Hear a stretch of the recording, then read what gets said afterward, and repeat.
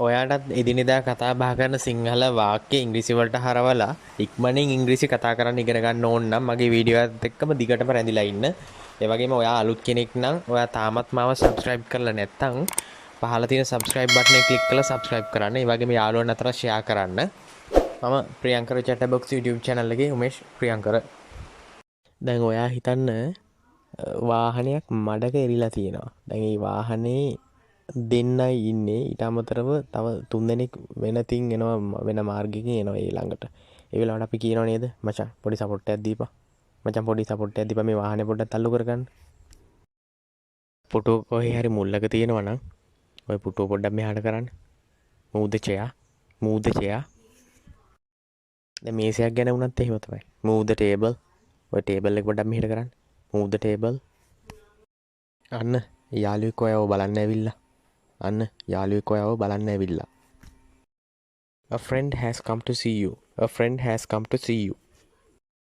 ආවට කමන්නේ ගේ ඇතුළට එක අඩියක් තියන්න දෙන්න එපා. එහෙම කියලා කියන්නේ නෑනේ. එයාට ඇතුළට එන්න කියන්නේ කියලා කියනවනේ. තාත්තට ඇතුළට එන්න කියන්නේ ask father to come in. අම්මට ඇතුළට එන්න කියන්නේ ask mother to come in. සීයාට ඇතුළට එන්න කියන්නේ ask grandfather to come in. දැන් හිතන්නකෝ දැන් ඔයාගේ යාළුවා එන වෙලාවට ඔයා මොකක් හරි වැඩක ඉන්නේ. ඊට පස්සේ යාට කියනවා වාඩි වෙන්න. යන්න හදිසියක් නෑනේ. හදිසියක් නෑනේ. Sit down. Hope it's not urgent. Urgent කියලා කියන්නේ හදිසිය. Urgent හදිසිය. මලගයක් වෙලා කවුරු හරි මලගෙදර ඒ අයිතිකාරයෙක් අඬනවා කියලා හිතන්නකෝ. දැන් මේ වෙලාවට අපි ගිහිල්ලා අඬන්න එපා කියලා කියන්නේ නෑනේ. අඬන්න එපා කියලා කියන්න බෑ මොකද අඬන එක නවතින්නෙත් නෑනේ. මට කියන්න බෑ ඔයාට අඬන්න එපා කියලා. මට කියන්න බෑ ඔයාට අඬන්න එපා කියලා. I can't tell you stop crying. I can't tell you stop crying. දැන් ඒකට මෙහෙම තව උදාහරණයක් ගන්නකො බලන්න. මම හොඳම කතාවක් කියන්නම්. දැන් ඔයාට යාළුවෙක් කියනවා මට කියන්න බෑ ඔයාගේ ওই සම්බන්ධය නවත්තන්න කියලා. හැබැයි ඔය ගෑන් ළමයා නම් ඔයාට ගැලපෙන්නෙම නෑ. Can't tell you stop the affair. I can't tell you stop the affair. ඔයා තාමත් මගේ channel එකට අලුත් කෙනෙක් නම් පහළ තියෙන subscribe button එක click කරලා subscribe කරගෙන යන්න.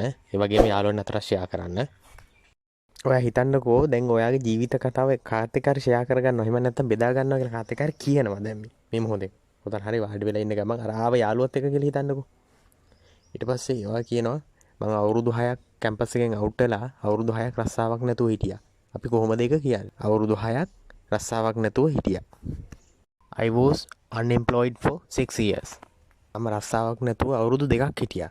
I was unemployed for 2 years. දැන් ඔය අවුරුදු 6 කතාවෙන් පස්සේ මම කැම්පස් එකෙන් අවුට් වුණාට පස්සේ සිමෙන්ති ගල් හදන ෆැක්ටරි එක වැඩ කළා. After my university education, I worked in a cement brick factory. දැන් ඔයාට ওই වාක්‍යෙම වෙන විදිහකට කියන්න ඕන නැහැ. දැන් ගොඩක් අය ඔය කැම්පස් අවුට් වෙලා ගොඩක් ඔය මේ සිකියුරිටි ගාඩ් විදිහට ගිහිල්ලා ඉන්නවනේ ජොබ් වලට. ඉතින් ඒක අපි කියලා බලමුද කොහොමද කියන්නේ කියලා. මම කැම්පස් එකෙන් අවුට් වුණාට පස්සේ ආරක්ෂක ආයතනයක ආරක්ෂක නිලධාරියෙක් විදිහට වැඩ කරා. After my university education, I was working in a security firm as a security officer.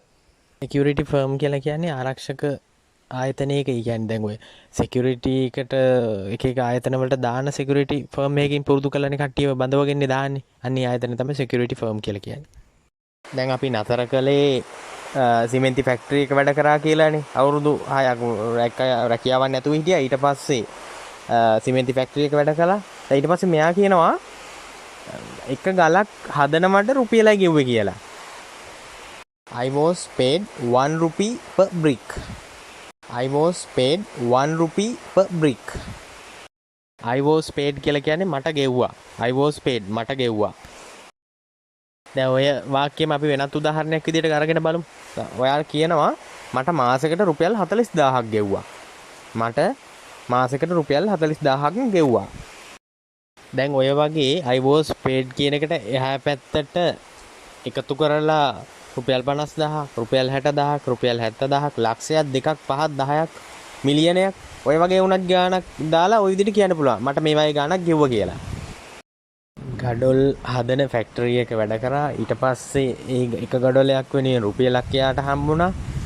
ඒ රුපියල ගානේ ගඩොල් හදලා එකතු කරලා ඒ හම්බෙන ආදායමෙන් ඒ සියලු දේවල් වියදම් කළේ අම්මගේ බෙහෙත් වලට. බලන්න කොච්චර හොඳ දරුවෙක්ද කියලා. I use that to pay for my mother's medication. Medication කියලා කියන්නේ බෙහෙත්. Medication බෙහෙත්.